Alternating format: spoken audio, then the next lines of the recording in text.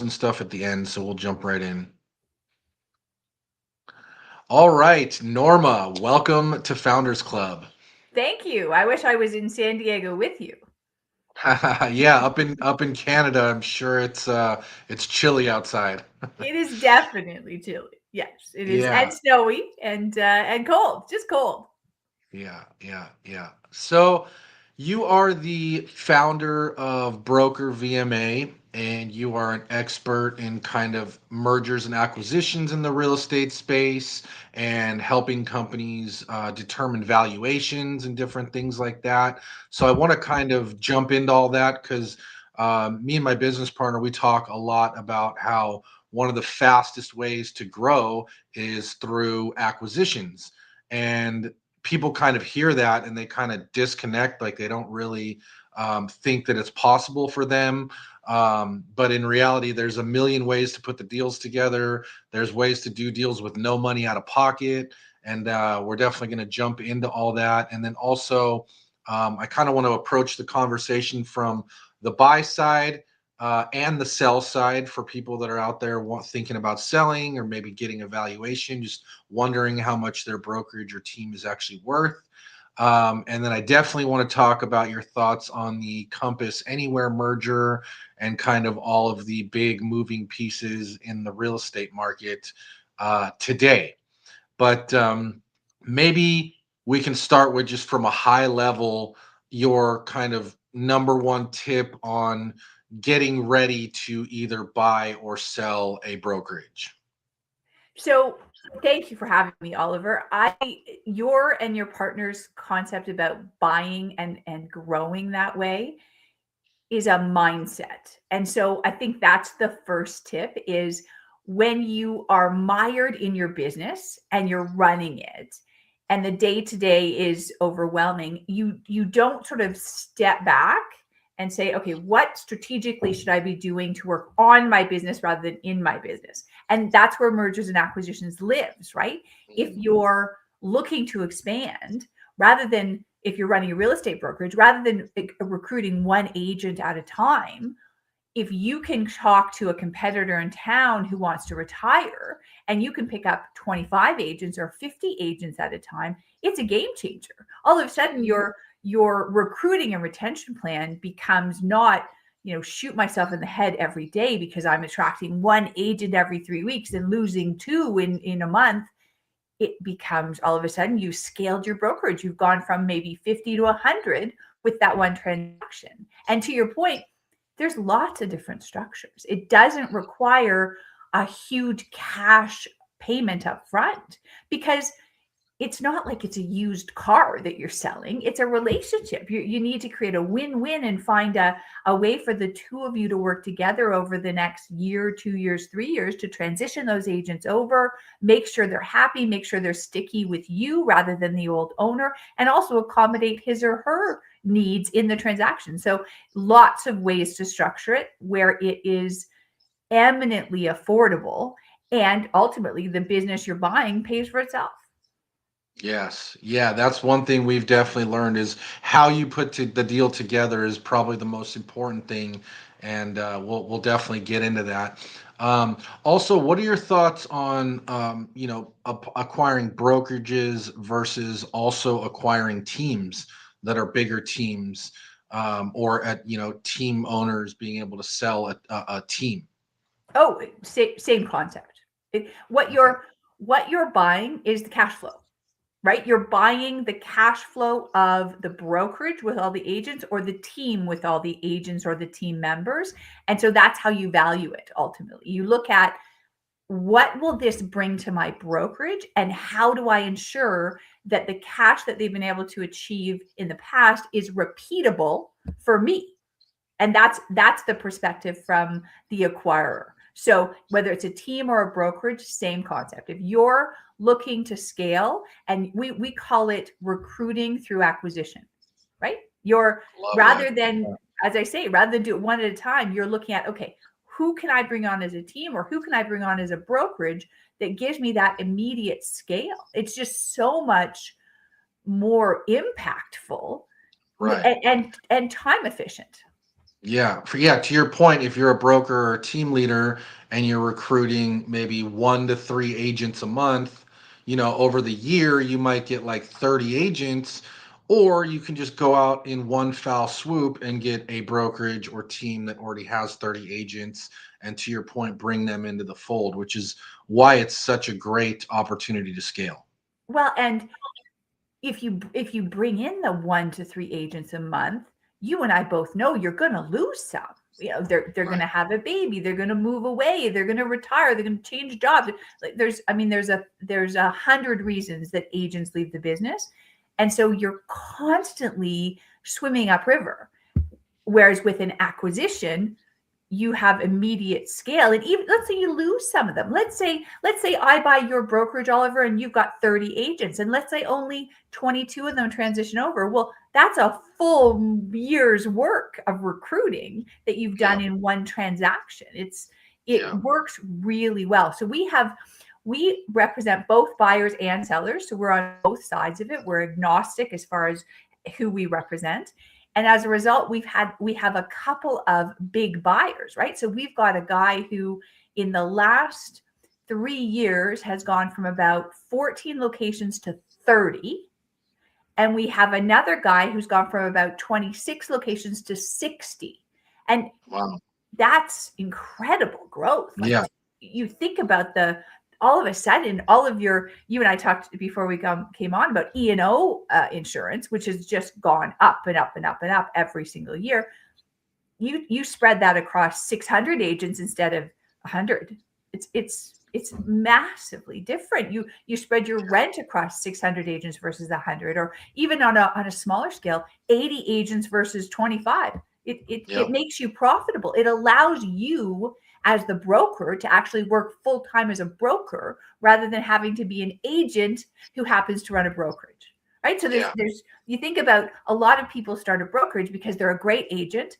They have, phenomenal production, and they think, why am I paying a broker? I'm going to become my own broker. The problem with that is the qualities that make you a great salesperson sometimes don't make you a great broker or manager. So if you actually scale up to 80 to 100 agents, you can afford to pay yourself to not sell, just to run the real estate brokerage. So total Yeah.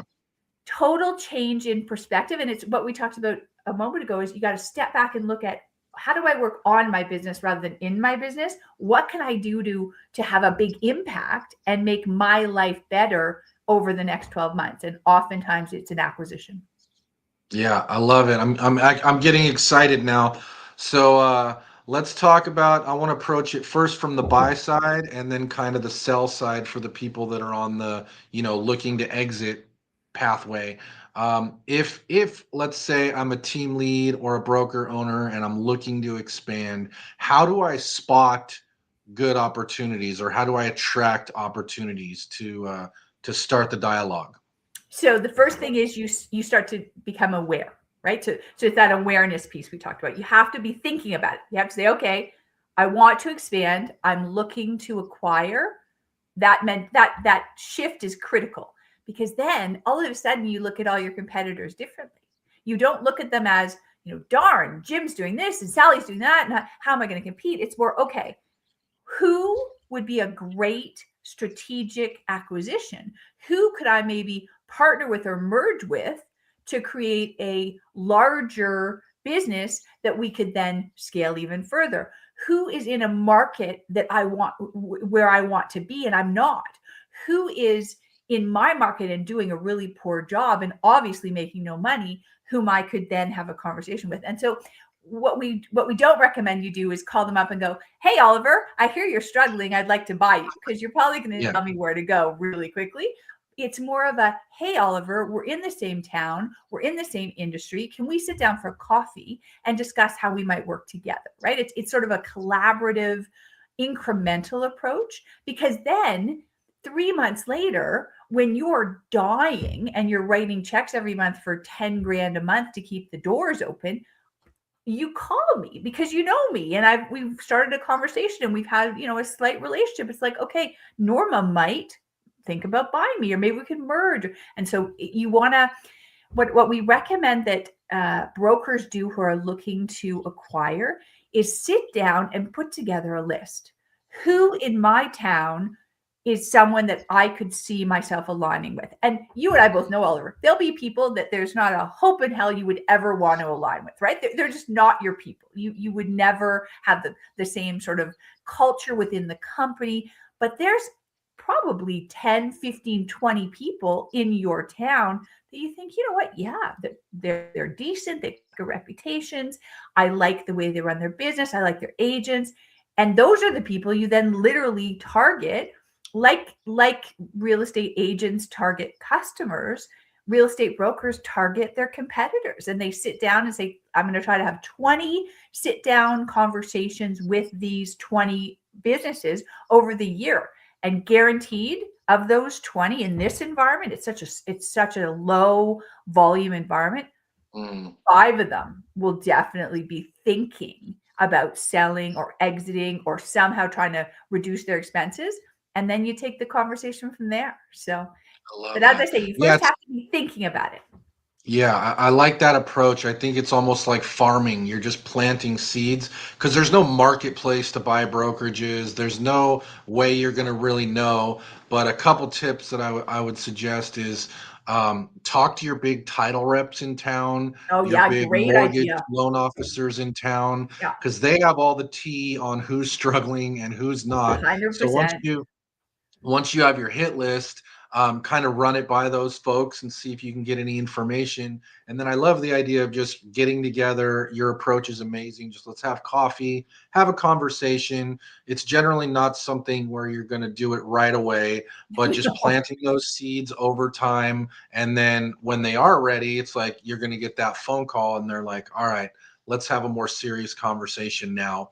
Um, Yeah, no, so then once, the farmer analogy is a great one. It's that whole concept of if if you reach out and create the relationship, and it might take you 3 years, it might take you 30 days. I mean, it just depends where they're at.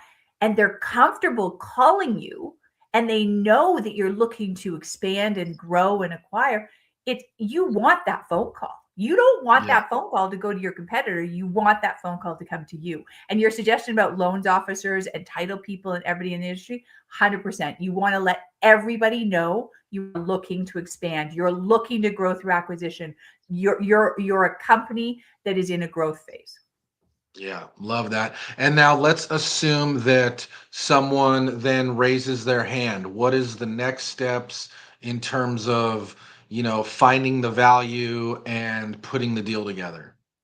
So it depends on what the state of the seller is. So if the seller is struggling each month to pay their bills, then it'll be more of an earnout, right? And you and I talked earlier about you can do no money down deals. That is typically a no money down deal. So it's like, okay, I'm struggling. Oliver, you're a company that wants to expand. I'm going to transition all my agents to you. You're going to agree to pay me $150,000 for my brokerage, and you're going to pay that over the next 3 years out of the money that my agents are going to make you. So it's a win-win because for Yeah, me, you take over the expenses, right? Because I don't want them anymore because I'm dying every month. You don't want all of them, so you're going to be very selective about what you take on and what you don't, but you're going to make money because of the synergies with those agents coming over. I benefit, you benefit. So that's a very typical structure where the seller is not making money. Where the seller's making money, they are getting cash on the barrelhead. So we've done a few transactions over the last month and a half where we're getting a third down in cash and the 2/3 paid over the next 2 years. Typically, that's a very common structure right now. So if mhm, you run a brokerage where you actually make money, you will get cash on the barrelhead and then you'll get a payout over the next couple of years. So it depends on where your seller's coming from, how you approach it. If you're buying somebody who's profitable, I would strongly recommend that you get a valuation done because you don't want to overpay, but you yeah, also want it to be fair for them because again, it's a longer term relationship. It's not a one off. It's a 2 or 3 year endeavor. And so the first step would be get a valuation. If you're not profitable, then because you're not getting any money up front, spending money on a valuation when you're not profitable is not a good use of your cash. So in that case, you probably do. We have a rapid valuation tool on our website. There's a couple other of our competitors do the same. You probably get some sense of value, and then you structure the deal as an earnout based on performance. So that would be Love your it. first step. Your second Yeah. step is a letter of intent. So Can I ask a quick clarifying yeah, question for there sure. too? What sort of multiples are kind of the standard right now in terms of the ones that are profitable? It's a great question. So unfortunately, they are not tech multiples. So we've had a few brokers who've had their son-in-law do a valuation, and the son's in tech, and he tells the father-in-law, "Oh, you've got like $3-4 million business here." And then I'll take a look at it and I'll go, "Sorry, you're sitting at like 900 grand," because Yeah, so typically it is between 2 and 4 times EBITDA. that's what I And thought. in this environment, Oliver, 3 is a good number to use. So if your business kicks out about 300 grand a year of cash pretty consistently, it's probably worth about 900 grand in this current environment. Okay, So cool. we look at about 20 metrics when we do evaluation, and you have to remember lots of real estate agents will do a listing, right? That's not what evaluation is. Evaluation is not designed to pump you up and and try to get the maximum that you possibly could. It's an appraisal. Because Mhm. if you're going to sell to someone and they overpay for you, it doesn't help you and it doesn't help them, because they're going to default and be pissed off at you and you're not going to get your money. So we create an appraisal that literally says, this is what you're worth in the marketplace. And that's your starting point when you go to sell. Love it. Okay, cool. All right, so let's say we've done, we've found the brokerages or teams that want to sell. We've got a valuation we've all kind of agreed on. Yeah. What are the next steps? You then roll to a letter of intent to set out your deal terms. So that is your critical document where you set out, this is Oliver, this is what you're going to do. This is what I'm going to do. This is how the deal is going to flow. This is the date it's going to close. These are the agents that are going to transfer over. This is the technology that I'm using. Are you going to take that over? Should I cancel those contracts? This is my premises. Do you want it? Do you not want it? Do you want it for a year? How are we going to deal with agent compensation plans? Typically, Oliver, we recommend that you grandfather everything for at least a year, 6 months Yeah, minimum, but ideally 12. Because as you know, agents hate change. So yeah, avoid disruption. the less you can change in the transaction, the more likely they are to just transition over. And then it gives the buyer time to create that loyalty with them and that stickiness. So, but those are all things that are dealt with in the letter of intent. And then once your letter of intent deal terms is done, you then roll to a due diligence period. When we do evaluation, a lot of that due diligence is done, because obviously when you're doing evaluation, you're looking at all the different due diligence items and putting it into your report. So that speeds up that process. If you haven't done evaluation, then due diligence is a little longer, because you want to see all the contracts you're going to be taking over. You want to talk to anybody who's becoming an employee of yours to make sure that you want them. You have to look at the premises. There's 20 things you have to do. So due Hmm. diligence occurs. And then once you finish your due diligence, you then figure out when you're going to close. We typically recommend no communication to anybody until the closing date. So we'll often have brokers say to us, well, but Norma, I've got 3 really high producing agents. I'm going to need them to be on board.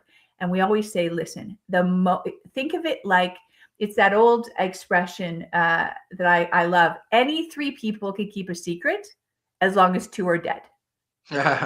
And as you know, in this industry, we used to do some buying and selling of buildings, and we had a realtor, Oliver, who, if you wanted everybody in town to know what you were doing, you would tell him at 9 a.m. in the Yeah, morning yeah, the information, and you tell him it was a secret. Yeah, it's a small industry and word spreads like wildfire. And it's juicy, right? Everybody Yeah. wants to know what's going on. So we always counsel our broker sellers, you do not, and the buyers, you tell no one until the day of closing, because it's at that point that you're going to sell the new person, and you're going to have the transition sort of party, a lunch, and everything's going to be easier. And we even go so far sometimes as to tell them, don't talk to your banker ahead of time, because you don't know who they are connected with. Don't order new signs from your sign provider, Mhm. because they're going to know all of your competitors. You just have to have a tactical plan for communication.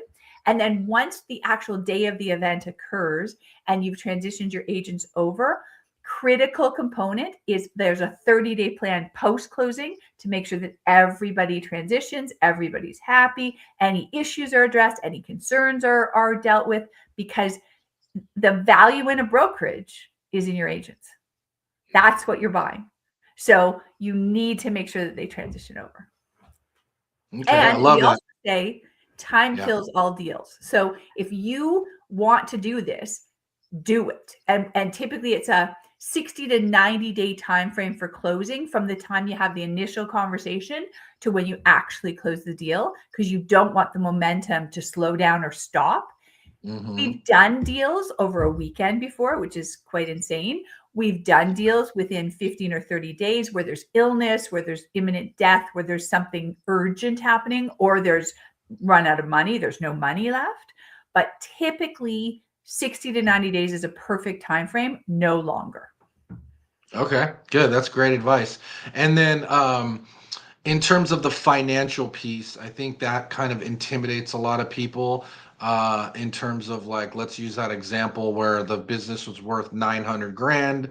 Um, they're going to hear that and go, oh, well, I don't have 900 grand. I guess I can't do the deal.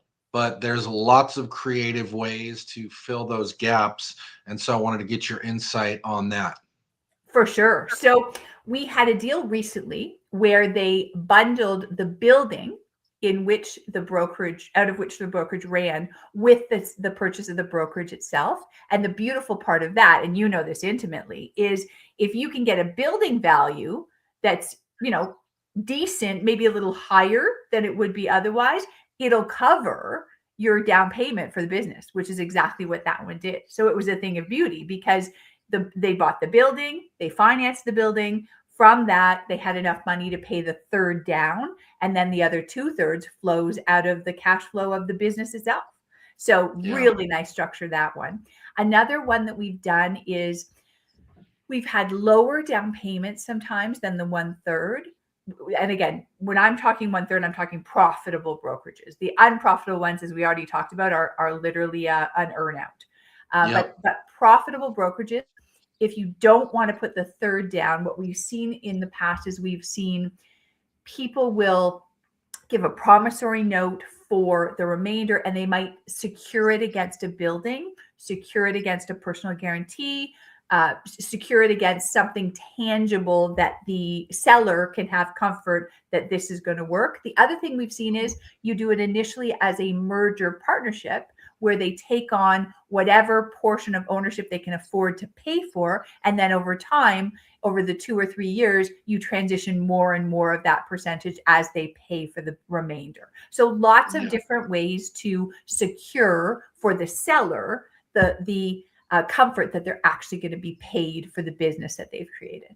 Yeah, yeah, it's just like a creative real estate deal. I mean, there's so many ways to do it, and there's so many variables. Like you were saying, is the company you're merging or buying profitable? If no, you're gonna pretty much get a no money out of pocket Yeah. deal, and just put together and earn out. And then there's people that just want to literally sell and never talk to anyone ever again. And then there's going to be the in between where they're willing to, kind of for 2 or 3 years stay involved and kind of pass the baton. So all those different variables kind of depend on how you structure the deal. And then to your point, there's seller financing. Sometimes they'll seller finance. 100%. There's And all that's sorts of common. That's yeah. common in this industry. Like sellers have to finance. Otherwise, you'll appreciate this. We had a guy who would say, this is my price if I pay cash up front. this is my price if I pay part cash and part financing, and this is my price if it's fully financed. Because in your industry, 100%, if you Yeah. can fully finance a deal, you'll pay more because you have Yeah. time. You have time to Yeah. turn it into something where it makes money. And so he would Yeah. literally have 3 different tiers, right? This is what I'll pay you now if you just want to walk away. This is what I'll pay you if it's part down and part paid from the business, and this is what I'll pay you if it's fully financed. Yeah. Yeah, no, I love that. I think that's literally exactly what the creative real estate investors do. It's like offer A is all cash, offer B is my terms, offer C is a different set of terms, Yeah. and you give it to them and let them choose. That way they feel like they have the power and the decision making. And either way, you're kind of happy with the number because it's lower if you're actually having to get more cash, and it's a lot more manageable if you're able to get the terms. Well, I've heard it said, I will pay any price as long as I set the financing terms, Yeah. Yeah, right? exactly. Yeah. Because it's all about what works for you. What is Yep. going to make you capable of doing this deal successfully for both, right? So, Yep. Yeah. Love that. Okay, cool. And then just kind of your tips on um, putting the two companies together, retaining talent, to your point earlier, least amount of friction and disruption. oh yeah, agents hate change, and you're in my compass anywhere discussion will follow this theme tremendously. There is a what you don't want agents to do is have any opportunity to step back and analyze their options, right? Because anytime you do that, you lose people. And so, what you want to do is you want to make it seamless. You want to make the transition from you to me, if you're buying my brokerage, perfectly seamless. So, the message is Oliver and Norma have similar cultural values, like within the company. They're going to treat you the same. Your compensation plan's not changing. Joe, who cuts your checks every week, is still going to be down the hall drinking the same coffee he's always drank. It's that seamless transition where for the agent there's nothing that changes on the closing date. Right. Obviously, in the deal, Oliver, things will change. Obviously, I mean, you're a new different person than I am. You're going to implement different systems than I am, but not in the first 6 to 12 months, because Yeah. that's your time to make sure that the agent is excited about the transition. And what we tell the buyer is go in on the closing day and explain to the agent how nothing's going to change from a comfort point of view for them, but you're going to give them more opportunity. You're going to give them better leads. You're going to give them better training. You're going to have an international network where they're going to get referrals. Like, sell them on the bet. You're going to have a school that provides new recruits. You can become team members. Like, whatever it is that you bring to the table for value. You have a corollary mortgage business, you have a corollary insurance business, you have a corollary relocation business. Like, anything that you can tell the agent is going to increase their ability to make money while leaving the day-to-day comfort the same, huge win. Because the agent Yeah. then sees it as, I've been happy with Norma, but look at all the things Oliver's going to do for me in addition to my comfort staying the same. So the Definitely. best deals we've seen are that keep everything the same, but then add the ability for the agent to make more money. That's that Yeah. in those deals, we've often had 100% transfer over, which is Retention. incredibly gratifying, right? Because that's always your objective, is you don't want to lose anybody.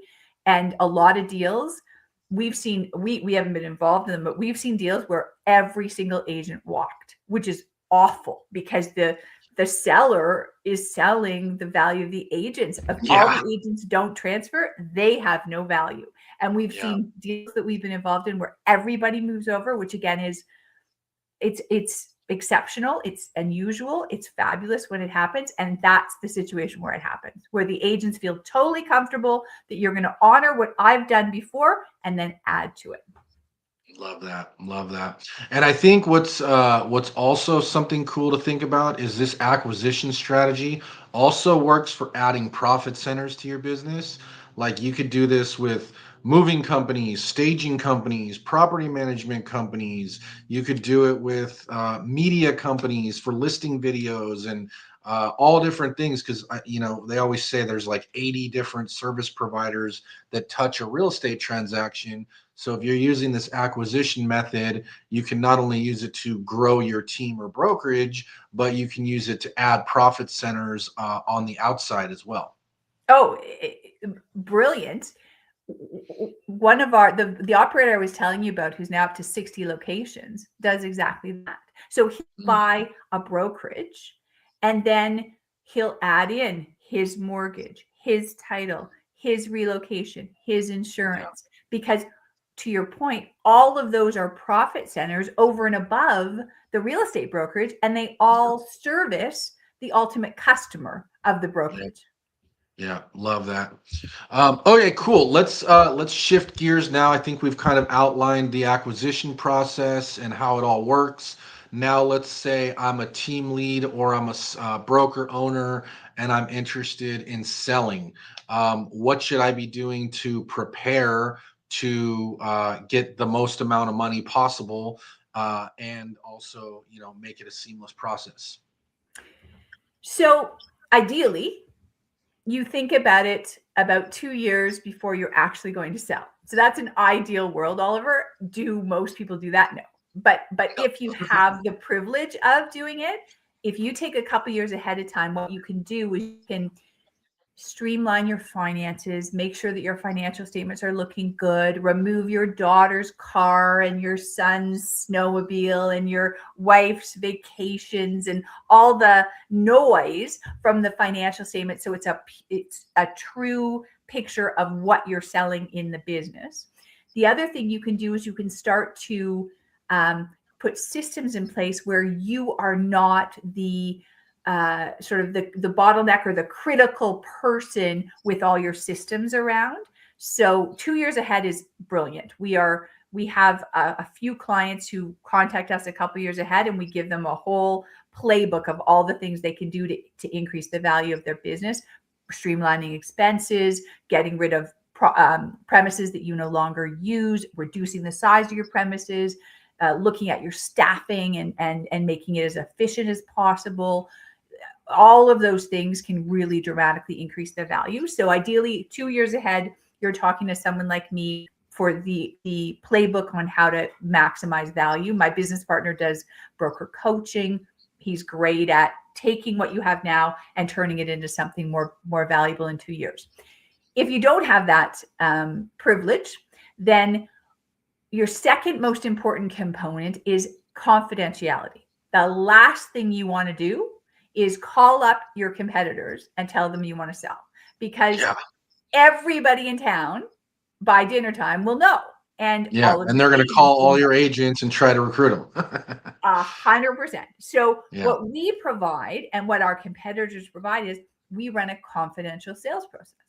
So the beautiful part for you is if you're selling your brokerage, Oliver, you come to me, we do a valuation so you know what it's worth, right? Because the more you know what it's worth, the more you can decide, okay, am I going to sell now? Or given what Norma's told me, am I going to hold off a year and fix a few things so I get the money I want to get? So it starts with evaluation. And then what we do is we reach out, we'll say to you, okay, Oliver, who are the prospective buyers in your region? And we'll come up with a list, you'll come up with a list, you merge the lists, then you vet the list. Okay, Oliver, you hate Joe, we'll take him off the list. I hate Marjorie, we'll take her off the list, right? So you vet the list with a view to who's the best buyer for your business. And then once you've done that, I approach them anonymously. So they have no idea that it's you who's looking to sell. And I'll give them high level metrics. It's a brokerage of between 40 and 70 agents. It's in this general location. It's an independent. It does about 150 to 100 to 200 million in sales volume. This is what they're looking for. They're looking for 75,000 down and 150 paid over the next 2 years. And then once I've vetted the prospective purchaser, if they say, Norma, that sounds exactly like what we're looking for, then that purchaser signs an NDA before they ever see your valuation report. So Love that that. process, Oliver, protects that confidentiality, which Yeah. in this business is critical, because what you're selling is the transfer of your agents. And if the agents know you're selling, you all of a sudden you don't have anything to sell. Love that. Yeah, no, that's a great point. The confidentiality piece is absolutely critical, and it sounds like just cleaning up your books the best you can, streamlining your systems the best you can, and then just thinking about kind of packaging it up to be the easiest for the buyer to kind of just come in and start running. Yeah, absolutely. If it's a business that is obviously well run, any buyer of yours is going to say, "Oh my gosh, Oliver, it's so easy. Like I see exactly how you run this business. I know exactly what it's going to earn." It's a much simpler discussion. So those are two things. You prepare ahead of time, and then the confidentiality is critical. And the third component that's important is knowing what you're worth. So we deal with Aperture, we deal with LPT, we deal with all of the Anywhere Encompass brands, we deal with Remax, we with Royal Page. Like we're agnostic. We don't have any one relationship with anybody. We will help anyone. And the funniest thing is when somebody wants to sell and they have no clue what their value is. So I remember Aperture had a situation where a 50 agent luxury brokerage claimed they were worth $100 million. And like, it's ridiculous. I mean, you laugh, but they had no idea. They had no idea what they were worth. And so that's not helpful. So as a seller, you want to know what you're worth. So that's where there's all sorts of rapid valuation tools we talked about. We have a free one, a couple other people have a free one. But if you're actually going to sell, you want a proper valuation done, because it acts as your CIM, it acts as your confidential information, investment memorandum. It gives all sorts of valuable information to the prospective purchaser, and it lets you know what you're worth. Yeah. No, I love that. And then what about because it's all based on EBITDA, I'm sure. So do you have any tips on increasing EBITDA so that you can get maximum value? For sure. So it works. There's about 20 metrics that factor in. So gross margin is a number, agent count, big number, number of transactions is a component. Where are you located? What part of the market are you in? Are you luxury? Are you mid? Are you lower? Do you have some lower, some luxury? Do you do everything? What are your franchise fees? What's your branding look like? Like there's 20 metrics we take into account. But to your point, the most important one is how much cash does the business consistently generate year over year? And the more stable that is in the 3 years prior to sale, the better for you. Because then a purchaser coming in is feeling good about the fact that they can repeat that cash flow. So EBITDA tricks and sort of it's all about having an efficient business. And so it's the stuff we talked about, whereas you have 2 years to prepare, you go through your business with a fine tooth comb with yourself or with someone like my partner, and you literally go, okay, how can I streamline my operations cost? How can I streamline my payroll cost? How can I look at how do I help my agents make more money? How do I create a profit center out of E&O? How do I create a profit center? You talked about it earlier about a graphics or a video company.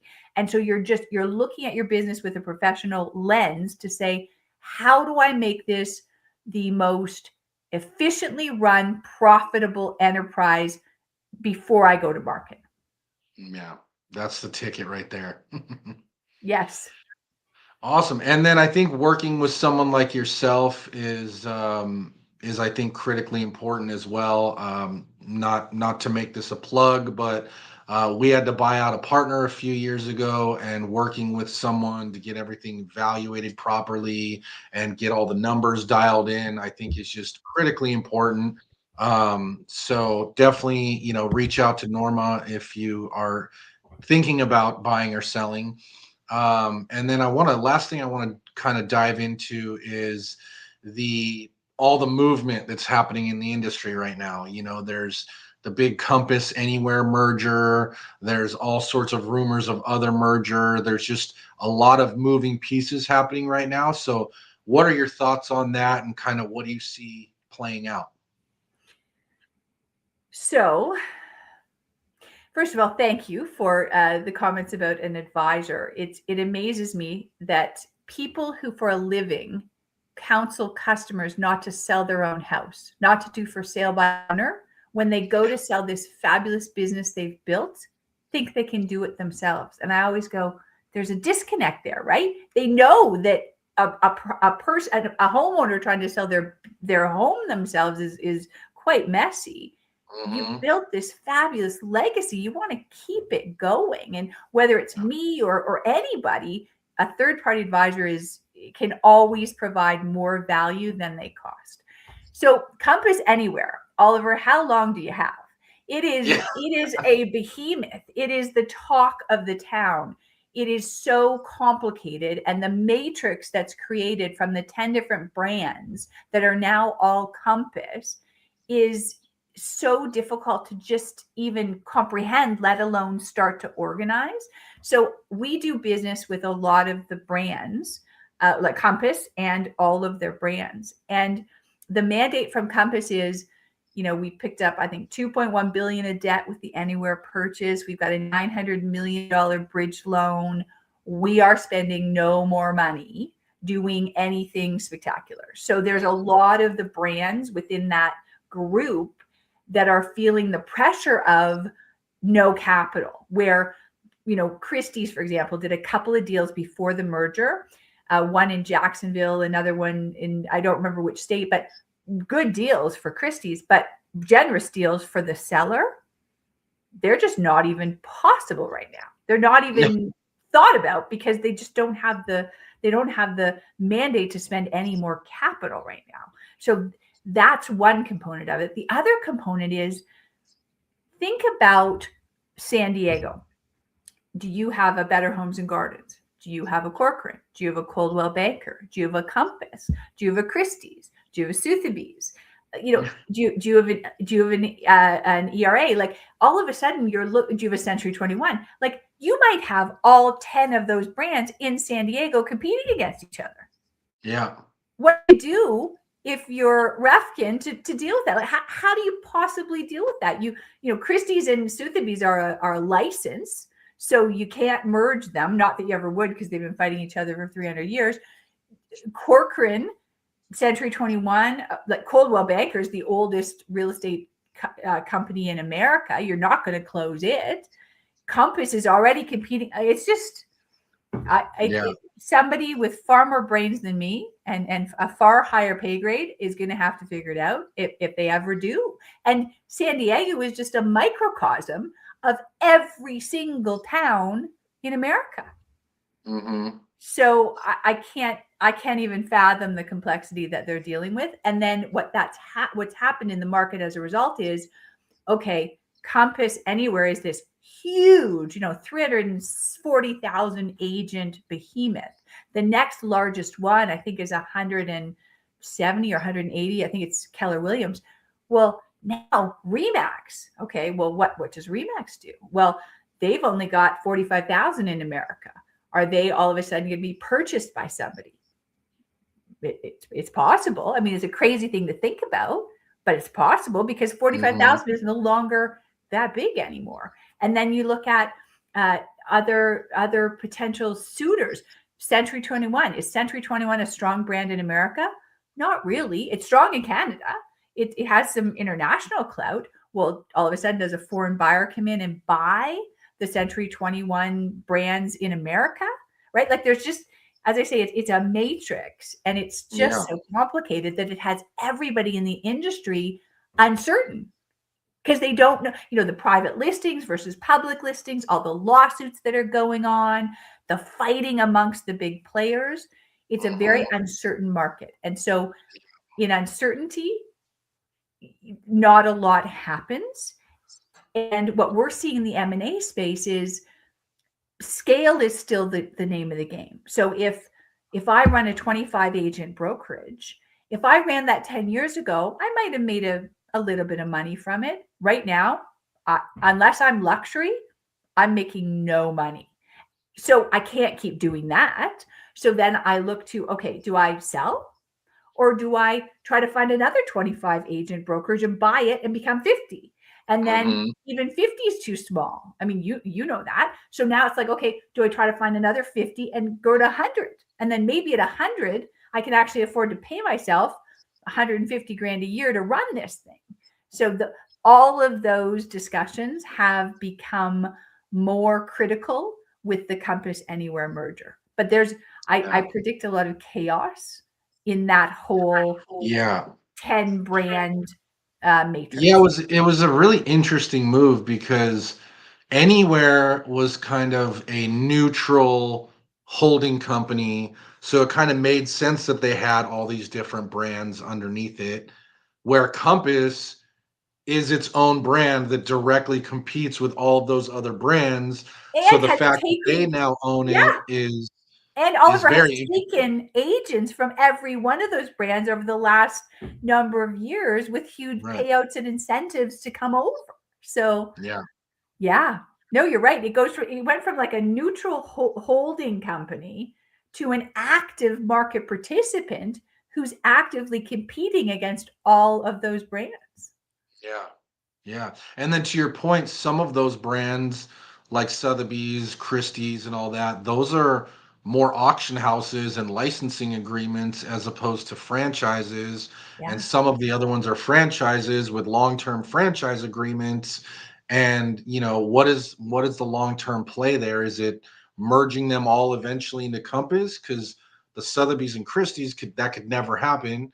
Where it's like, how does it all shake out? Yeah, it's as I say, way above my pay grade, but Yeah. very complicated, and not just conceptually complicated, city by city complicated. Because San Yeah. Diego probably has Corcoran might be corporate owned, Century 21 might be really small.